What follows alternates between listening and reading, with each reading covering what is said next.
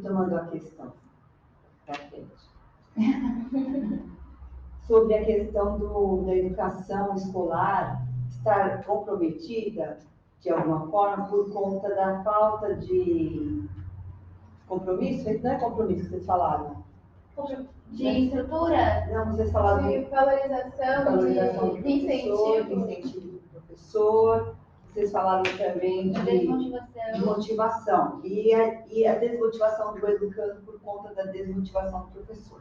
Então, é claro que nós precisaríamos de um salário que fosse mais de acordo com a profissão de docente, porque realmente é um salário que está bem aquém do que o professor mereceria. Esse é o primeiro ponto.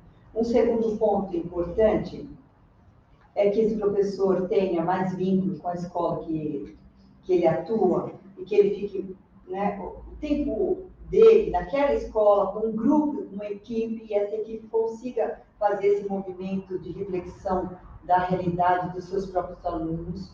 Esse é o segundo ponto. Um terceiro ponto é que esse professor se vincule de alguma forma à realidade local, que é aí que eu estava. E como ele vai se vincular à realidade local? Se associando aos educadores sociais, porque dentro da legislação, dentro da nossa estrutura organizacional, diz que a escola, a educação, ela é escolar e ela é social. E ela é escolar nesse âmbito que nós estamos, e ela é social lá nas ONGs e outras fundações e tudo mais que a gente conhece. E agora, por que não esses professores da comunidade, das ONGs, e os professores das escolas conseguirem dialogar para que esses alunos não tenham só a escola como espaço de aprendizagem escolar, que esses alunos tenham também a sua comunidade como espaço de aprendizagem. Essa relação escola e comunidade eu tratei no meu mestrado, e essa formação cultural a partir dela. Eu percebi, investigando uma escola que tinha essa relação, que o desenvolvimento do trabalho dela era muito bom, e isso está evidenciado no período, que foi 2015, 2017, mais ou menos, dentro dos índices que nós temos lá das avaliações externas. Eu assim, cito os índices porque isso é algo mundial. Na verdade, o que importa mais para o professor é que o aluno esteja aprendendo, esteja atuando dentro da comunidade, esteja crescendo como ser humano, como cidadão, né? Desenvolvendo o seu olhar para a cidadania, desenvolvendo o seu olhar para a sua construção particular de vida, né? Seu projeto de vida, como tem falado bastante dentro do programa de ensino integral. Aí, nesse sentido, eu tenho um artigo que foi escrito junto com a professora Afrânia Mendes Matani, que fala justamente dessa relação educação escolar e educação social. E aí, como nós vamos fazer, como nós poderíamos pensar, agora eu devolvo uma pergunta para vocês, se seria interessante. Quando fiz o teste aqui, nós tivemos a seguinte proposta: pensar nos tecidos, né, reciclagem de tecidos, que é algo bastante ainda incipiente aqui na região, e não só na região, acho que no Brasil inteiro eu não ouço falar muito de reciclagem de tecidos. E trouxe uma aula voltada para isso, e a ideia seria que vocês pudessem, como vocês têm feito nos projetos, investigar o que tem sobre educação que está funcionando, que precisa de um novo olhar, dentro da economia, dentro da que mais vocês estão estudando, do meio ambiente, e entraria dentro dessa história do meio ambiente, porque, na verdade, quando eu reciclo o tecido, eu estou pensando no meio ambiente, certo? E aí, a ideia seria sair por Mongaguá, né, e procurar saber, existe aqui? Existe um lugar que recicla tecido? Se não existe, se existe, vamos lá fazer entrevistas? Vamos ver como funciona? Então, é essa relação, esse local, lá dentro, certamente, tem educadores sociais. Porque quem trabalha com esse tipo de ação, essas pessoas, elas têm uma formação para atuar dentro da sociedade.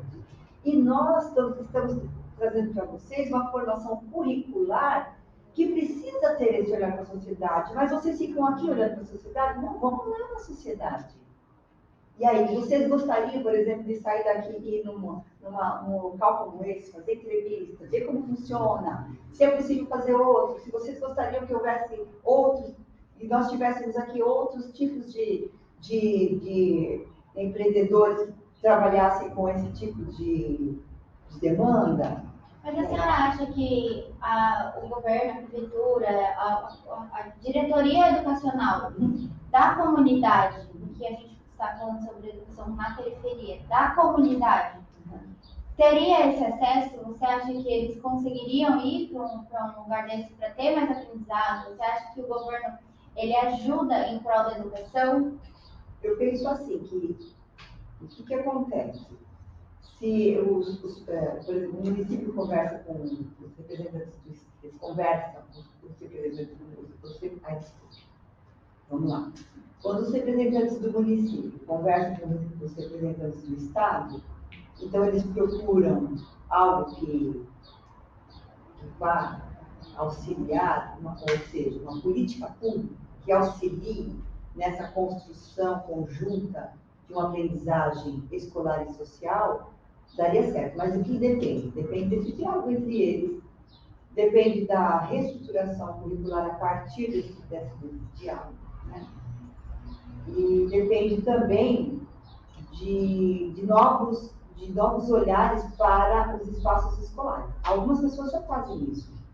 Existe lá na região de Tantã, em São Paulo, muitos professores que vão até comunidades e fazem trabalhos com os alunos junto com as comunidades. Depois eles veem os relatórios, os alunos demonstram lá nas pesquisas o que eles observaram, eles trazem propostas para aquela comunidade. A comunidade também traz propostas para a universidade, não é só uma via de mão única, é uma via de mão dupla, sabe?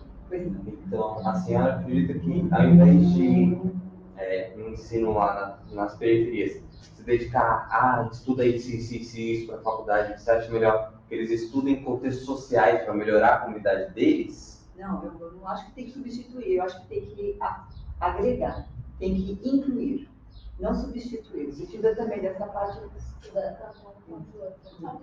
aprimorar. Eu penso que tem que ser os dois. Tem uma escola em Portugal chamada Escola da Ponte, sabe? É muito, assim, meu sonho é muito, se Deus quiser, conhecer. Deixa eu inspirar. Eu estive bem perto e não consegui ver. O diretor quebrou todas as paredes da escola. E os professores trabalham juntos. Assim, os alunos eles vão nas aulas que eles querem conforme o interesse que eles têm. Hoje, por exemplo, eu quero estudar, estou vendo que na comunidade precisando, quero estudar geografia, porque geografia vai ser importante pensar o território, o riacho, lá, o córrego, que está tendo muito dejeto e tal, né? Então, esses alunos vão estudar o córrego, nessa realidade, então eles vão lá para o professor de geografia. Pode procurar o que ele acha que vai ser mais interessante para ele. Isso, né? Muito básico. Essa escola Isso é uma das propostas que não é tão difícil de aplicar, como a senhora falou. Tipo, se você der a liberdade para o aluno buscar atrás do que ele quer, ele vai, porque o aluno que não quer nada, tanto faz se está no ensino médio normal ou se está numa escola mais liberal, ele vai continuar sem fazer nada, ele não quer nada. Mas eu penso, sabe, Daniel, que se a gente tivesse esse olhar, essa vertente, a gente ia descobrir os interesses de cada um e a pessoa... Porque o aluno ele tem mais liberdade, tem mais probabilidade dele se interessar por algo e se dedicar mais naquilo. Porque atualmente você tem o que o governo, né, passa para vocês o currículo que vocês têm que aplicar e você não sabe se isso é interessante para os alunos da sua sala ou não, porque como a senhora falou, são diversos alunos, diversas salas, diversas escolas e é sempre o mesmo currículo que a senhora tem que aplicar. Isso, às vezes não vai ao encontro de uma necessidade, mas não tem um olhar mais amplo, global, né, para o que é local e o que é global. Então fica essa defasagem da aprendizagem. E essa lacuna é maior do que a da pandemia, sabia? Sim, com certeza, porque é uma lacuna de É uma sempre, defasagem né? no ensino completo, Não, não se só. fosse porque a pandemia ela foi um período que a gente já sentiu essa defasagem. A gente ainda sente defasagem porque existem escolas da comunidade que uma comunidade, uma escola, ela consegue dar um conteúdo a mais do que a outra escola. Exemplo, a Marjorie ela pode ter estudado em alguma escola da periferia, periférica. Mas ela teve um conteúdo que eu não tive a possibilidade de ter, porque não tinha professores que conseguissem dar uma determinada estrutura, de conteúdo, de componente curricular. Então, existem essas lacunas também, porque é sempre que acontece. A pandemia foi um período apenas, só que a gente também teve essa defasagem que a gente notou que foi muito grande. Só que é sempre, é uma coisa contínua, que às vezes, eu vou tentar melhorar isso, a gente tem uma ideia, só que acaba, não dá certo, acaba desmotivando, continua, fica esse ciclo vicioso. E é uma coisa que a gente tenta, até nós alunos, tentamos ajudar uns aos outros. Essa matéria eu não tive, então você me explica. Mas, infelizmente, fica as lacunas para sempre. São coisas que a gente nunca vai... A gente vai aprender, porque, você nunca estudou isso? Então vamos estudar isso. Eu tenho curiosidade, só que tem pessoas que não têm mais curiosidade. Não estudei, deixa. Mas é uma coisa contínua, uma coisa de sempre. A senhora tem alguma coisa para nos contar das suas vivências, algo que te marcou muito durante você estando dentro de uma escola da periferia? Como os alunos eles lidavam com isso, alguma coisa assim?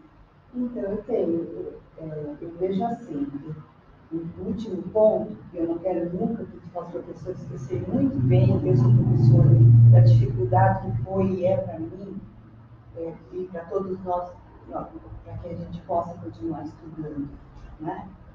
Eu vou dizer uma coisa para os meus colegas como experiência, uma experiência árdua, porque enquanto nunca eu deixei de trabalhar para estudar, nunca. Sempre, para não falar nunca, só no último ano de doutorado que eu estava aposentada.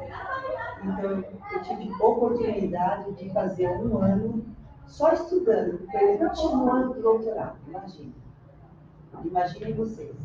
Todos esses anos eu sempre trabalhei, estudei. Trabalhei 3 períodos, estudava final de semana, estudava quando eu organizava meu horário para ficar 2 noites livres, para ir para a faculdade, pegava ônibus, trem, metrô, cansada com minha filha, e ficava mais com a minha mãe do que comigo.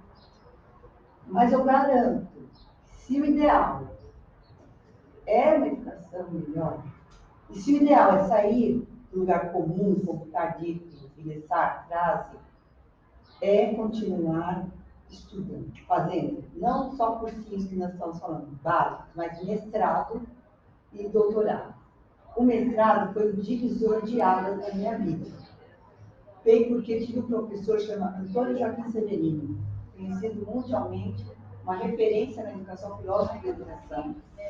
Um homem que, assim, um profissional, e tudo que vocês tiverem de elogios para ele, eu penso que ainda serão, todos os elogios que nós tivermos ainda vão ser poucos para definir esse professor. Ele é como um Paulo Freire para mim, vamos dizer assim, porque ele tem esse olhar para a educação de humanidade, para humanização, você entende? Para que essas pessoas, para que todos nós tenhamos uma vida menos desigual. E esse olhar eu já tinha, ele só trouxe mais informação. E o estudo do mestrado, conforme a gente vai se aprofundando no conhecimento que eles trazem para nós, os professores, com textos, com vivências, em congressos e viagens para o exterior, vendo outras realidades educativas, eu consegui perceber que eu posso sair do comodismo. E ainda que isso me custe muito, me deixe bastante cansada. Eu ficava cansada. Me deixou bastante triste, porque o conhecimento muitas vezes deixa a gente triste quando a gente percebe que nem todos estão atuando na mesma direção, tem gente contrária, tentando te impedir. Não estou falando a minha. A sua experiência, a sua vivência. Não a minha vivência em particular, eu estou impedindo a educação de transpor o mundo, sabe? Então, isso me deixa triste. Então, o que eu penso é o seguinte, nós professores, para que a gente seja, de fato, resistência a essa muralha, nós precisamos mesmo nos envolver com estudos e mudar o nosso olhar para fora, daqui para fora dos mundos da escola. Eu gostaria muito, sabe? Eu tenho muito desejo. Recentemente, a senhora foi para uma escola da periferia. Você conseguiu ter diversos tipos de sensações. E o que você levou de aprendizado?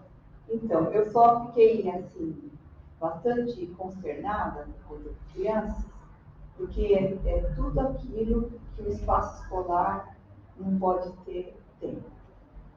Salas hiperlotadas, espaço ínfimo, sem nenhum espaço pedagógico, nenhuma forma de convivência. A socialização é um dos aspectos que Tedesco traz, que é um escritor argentino, que eu gosto também muito. E ele fala que a escola são duas vertentes.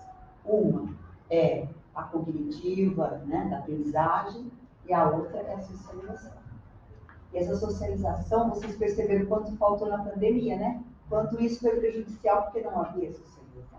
Tanto para nossas estruturas cerebrais, quanto para a nossa Socialização. Isso. Na verdade, o Vygotsky fala que existe a sociogênese. É uma das entradas psíquicas do ser humano. Então, se ela está comprometida, nós não conseguimos crescer, desenvolver como sociedade, como cultura.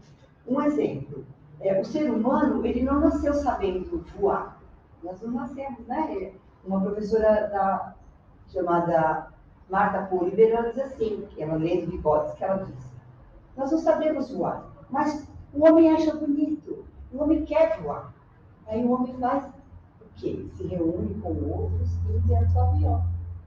Sabe? Alguém fez lá um que só planava, o outro fez 14 bis, o outro foi aprimorando. Isso tudo é construção nossa, a partir de um desejo e de uma reunião de pensamentos e de conhecimentos. E se eles estão impedindo, nesse momento histórico, este avanço na nossa educação, porque nós chegamos num patamar de conhecimento alto, mas não é por isso que temos computadores, temos planos online e tudo mais, que a gente já tem de conhecimento, mas dá para aprimorar, tem muita coisa para aprimorar. Quem sabe as relações humanas precisam ser aprimoradas. E como elas podem ser aprimoradas dentro da escola? Como elas podem ser aprimoradas dentro da sociedade? E quando essas relações humanas vão melhorar para que a gente um dia more no outro planeta? Né? Como que, sabe? A gente não sabe onde a humanidade chega com conhecimento. Então, não sei se eu respondi. Não, respondeu. Eu gostaria de agradecer a senhora por compartilhar com a gente sua experiência e a sua visão também sobre o tema do podcast. Eu também queria agradecer por a senhora ter falado um pouquinho também das consequências no comecinho, pela senhora ter se disposto a conversar com a gente um pouquinho, a participar também. A gente ficou super agradecido e Os professores têm que conversar para conseguirem construir uma sociedade na escola. Tem que ter tempo para isso, né, Daniel? A gente não tem tempo, Daniel. Sabe? Eu gostaria tanto, eles também gostariam, sabe? Sim, com certeza. É uma visão totalmente contrária à nossa, porque nós estamos como alunos, como a gente não sabe a missa metade do que vocês passam, do que vocês passaram para chegar até aqui. Então, tem uma visão que foi muito importante. Eu queria agradecer. E eu espero que esse podcast também abra a mente de muitas pessoas ou traga uma experiência que a gente não viveu, né? Uma experiência que a professora viveu e que ela compartilhou aqui com a gente. Que isso possa agregar o conhecimento da gente também. Muito obrigada, professora. Vamos finalizar agora. Vamos falar uma frase. Eu gostaria também de dizer que tudo que eu falei aqui nunca é para menosprezar uma realidade ou deixar, vamos dizer assim, fazer uma crítica. Mas de modo pejorativo. Isso, não de modo pejorativo. É algo que eu gostaria, é um sonho que eu tenho. São sonhos, são opiniões, são estudos, sabe? E é isso. E assim, e o que eu puder apoiar para que esse meu sonho, o sonho de muitos educadores, avance, esses sonhos avancem, eu também vou contribuir para isso enquanto eu estiver viva. Se Deus me der uma longa ou uma curta vida, já estava bastante avançada. Mas eu gostaria de ter mais tempo para ver ainda algumas mudanças na educação bem significativas. Com certeza vai ter. Também. Muito obrigada, e hoje nós encerramos a nossa Educação na Periferia e as consequências. Muito obrigada por assistir. Obrigada.